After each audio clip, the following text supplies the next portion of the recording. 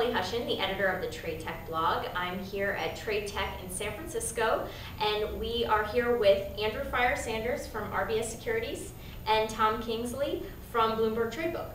And they just sat on a panel where they spoke about examining the advancement of the Asia-Pacific equities market structure. A lot to talk about with this topic, so I just wanted to recap a little bit of what you guys discussed and some of the questions that came up in the audience, as obviously this is something that is hot on people's minds. So the first question I have is, will the Asia-Pacific market resemble the US and European market structure anytime soon? We both agree no. Yeah, definitely not soon. I think some of the kind of overriding factors is Asia is a collection of markets very much. It is not even a unified marketplace as a starting point, as is Europe, and certainly the US as a single market. And having that as a starting point with no consistent regulatory framework, etc. Your backdrop is one of which things will take quite a while, and if it happens, it will be perhaps country by country, right? Yeah, I think that's the only way it can happen. I mean, unlike Euroland, which changed a lot when the euro came into play, I don't predict you'll have one currency in Asia, which would always help. You definitely can't have regulators agree on anything. There's a sovereign effect or sovereignty. I mean, clearly in the Asia region, and then you've got emerging Asia, and I mean, I understand you have emerging Europe, but there's a lot of factors. But if we could just start at one country at a time, I think we'd both be happy. Yeah. Someone in the audience asked the question, are we trying to impose the US model on the Asia-Pacific region? Do you think that that's happening? I would say that comment is fair in the context of, and you always like to think about, by the time you get to Asia, and there's many factors, be it DMA, algorithmic trading, people feel there's always this lag to implementation, and by the time you get to Asia, people are quite tooled up. So you have that technology, you have, the money's been spent, right? So the IP is there, the cost of implementation does become lower, which enables, but to the extent of business drivers, people want to look to more places to deploy it. So to that extent, that's a push situation. I think that's what this person meant on that too. I think that's what people, the question you could take it a lot of different ways. I think Andrew's right. I think they were trying to say, hey, can I leverage all this? Technology is so expensive now, and it's expensive, particularly when the returns aren't there for investors. So, is there a return on my investment if I can use my SOAR logic that I'm using in the European model in Asia? And when I can't, and why can't I? Well, the market's not set up that way. So I think that's where it would be nice if we can push our developed market models both out of Europe and the US onto Asia, but it's really not fair to do that. I think that's sort of what you're saying. So I think the comment is that the scenarios are being pushed. So yes, that's correct. At the same time, there are many fundamental issues, cost structures, bid-offer spreads. For relatively liquid stocks are still much wider. So you do have fundamental cost structures in Asia which are far higher than Europe or US, and I think people have that desire to replicate the lower cost of trading as you do. But I think it's a fair question that there's elements that you see a bit of a, this is how we do it here. Let's also do that there. Yeah, I don't think that's going to change for a while. That's the regulatory. That's the control, and no one wants to be told what to do, and I don't think it's fair to tell them what to do. But that's the bigger challenge. What are the regulatory bodies and different exchanges doing to foster more electronic trading or different venue types in the space? Not much. No. I mean, really, yeah. I mean, as I said, you have to start from basics. What should they be doing? And when I first moved out to Asia, I believe Taiwan had just approved DMA. There was One Touch as such, and then they just approved DMA. And so that's like 4.5 years ago. And this is where DMA has been around for 15 years in many other markets. So Japan was already there, Australia was possible. India only a few years back allowed DMA, and then the legal requirements in terms of getting set up was difficult. So in the last year, you've seen that happen. So even just something as other people would call simple as DMA has taken its time to evolve. But there are pockets of regulation that have been around for a while. So in Hong Kong, although it's a single monopoly market exchange environment, they've had this ATS license ability for a broker to provide off-market crossing capability. I think it's in the early 2000s, Japan had this PTS, alternative exchange regulation, as they called it, for off-market trading capability. So, and that was ahead of Europe, arguably. So, you know, pockets of stuff has happened, but clearly, they're different per market.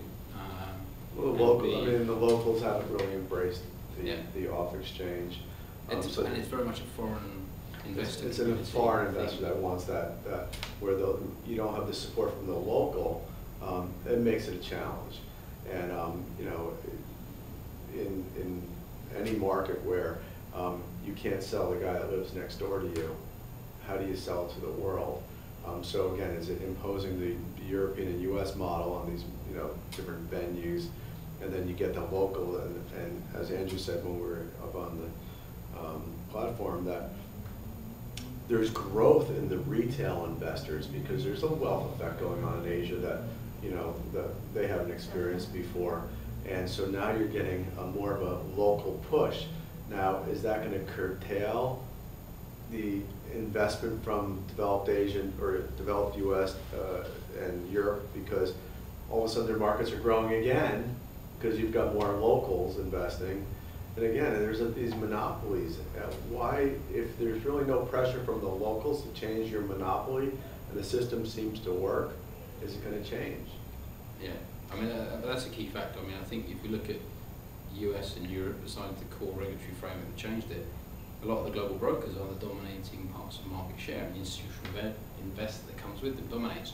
You know, you suddenly step into even somewhere like Hong Kong, big financial centre of Asia now, and look at the exchange, and 50% of the volume is retail. Right. You touched a little bit on technology, being expensive. What do you think are some of the idiosyncrasies of the market that might hold people back from adopting advanced technological tools? I mean, in two parts, some of the Asian markets, liquidity is just too, markets are small. Right? Yeah. The demand is not there. And if we certainly listen to a lot of the other panels and speeches around high frequency trading, for example, when they're looking for a few bips P&L, well, there's no liquidity, and when there isn't that much turnover, then the net P&L is X, and if you then have to go and host, put technology and servers onshore in some of these markets, I mean, there's some real simple factors that you have a data center, in a market like Korea, Hong Kong, and you have backup, and it gets pretty hot. Air conditioning can be expensive, electricity is expensive. Just the kind of the cost of running out hardware and stuff. A rack in Singapore is like what, 12,000 Singapore dollars now.